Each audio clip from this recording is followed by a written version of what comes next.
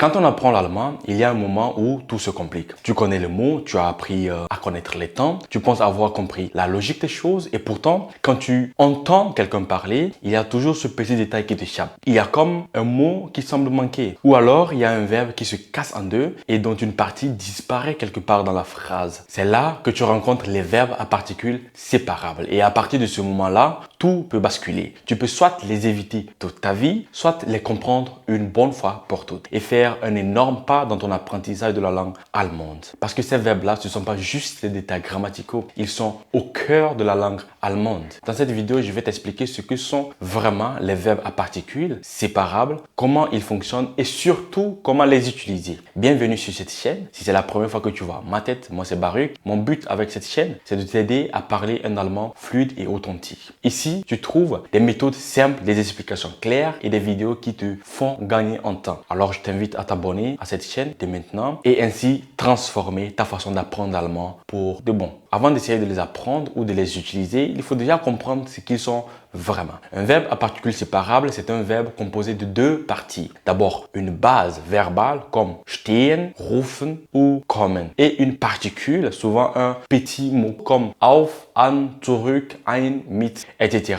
Mais attention, cette particule n'est pas là pour faire joli. Elle change complètement le sens du verbe. Je prends un exemple. Stehen et aufstehen. Stehen qui veut dire être debout et aufstehen qui veut dire se lever. Ou encore rufen et anrufen. Ou encore kommen et zurückkommen. Alors on le voit très bien, la particule vient donner une direction, un aspect concret à l'action. Et c'est là qu'on commence à comprendre l'allemand autrement. Chaque particule ajoute un nouveau sens et donne de la précision. C'est pour ça qu'ils sont constamment utilisés dans la langue allemande. Et maintenant qu'on a compris ce que c'est, il faut apprendre à les reconnaître dans une phrase et surtout comprendre pourquoi ils se séparent. On en parle tout de suite dans la partie 2. Ok, maintenant qu'on sait ce que c'est qu'un verbe à particules séparables, il faut répondre à la question que tout le monde peut se poser. Pourquoi est-ce qu'un verbe se sépare en plein milieu d'une phrase? Et la réponse, elle est très simple. C'est que c'est les conséquences de la structure de la phrase allemande. Rien de plus. En allemand, et je veux que tu retiennes très bien ce qui suit, dans une phrase simple, une phrase au présent, le verbe conjugué doit toujours être en deuxième position. C'est une règle sacrée. Prenons un exemple très simple. Ich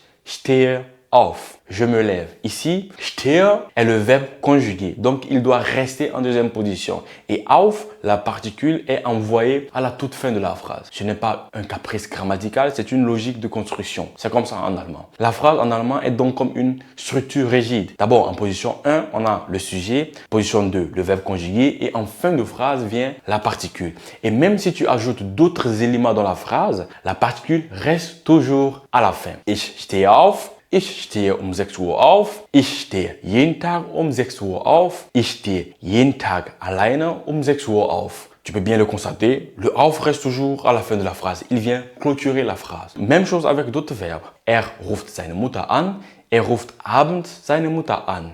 Wir machen die Tür zu. Wir machen die Tür und das Fenster zu. Ok? Es ist immer so. Rien ne change. C'est le même principe, c'est toujours le même schéma. Le verbe conjugué en deuxième position, la particule à la fin de la phrase. Et ça, c'est un grand piège pour la majorité des francophones que nous sommes. Parce qu'en français, on n'a pas besoin de casser le verbe pour construire nos phrases. Je prends l'exemple de venir et revenir. On dit je viens et je reviens. Peu importe l'exemple que je prendrai en français, ça ne donnerait pas un bon sens de séparer la particule. Donc, on essaie de faire ça exactement comme ça aussi en allemand. Et c'est une erreur. Parce qu'en allemand, cette séparation donne un rythme à la langue. Tu commences l'action avec le verbe et tu la complètes avec la particule à la fin. C'est comme si tu ouvrais une parenthèse et tu la refermes à la dernière seconde. C'est pour ça que quand tu comprends cette logique, tu commences à vraiment sentir l'allemand à l'intérieur de toi. Et maintenant qu'on sait comment et pourquoi ils se séparent, je vais te montrer les erreurs les plus fréquentes à éviter et comment les corriger une bonne fois pour toutes. Même quand on a appris la théorie, il y a certaines erreurs qui reviennent tout le temps chez les apprenants.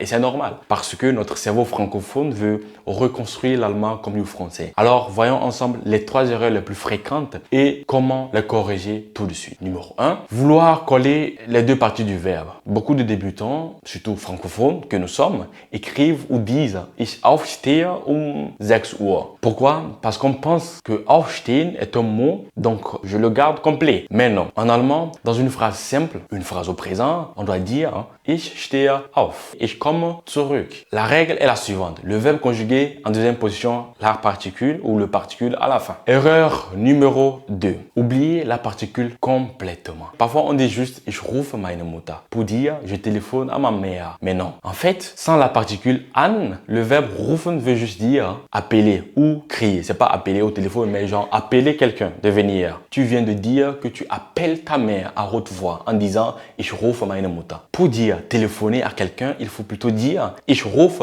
Si c'est ta mère, ich rufe meine Mutter an. Là, tu téléphones. La particule change le sens du verbe. Donc, si tu l'oublies, tu dis carrément autre chose. Erreur numéro 3, utiliser l'infinitif au lieu du verbe conjugué. Certains apprenants disent ich aufstehen 7 Uhr. C'est toujours des exemples, ok?